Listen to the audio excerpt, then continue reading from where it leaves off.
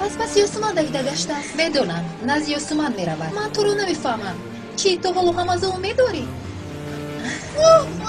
من هیچ گناه نکردم. یک باری دیگر زنزانت رومونا با او فهموندی بازم های همسایه شب نشینی داره گوی که شب نوید.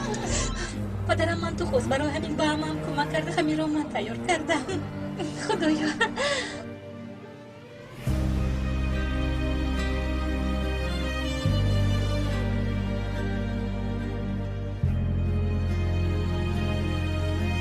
تو ما رو مجبور نکن.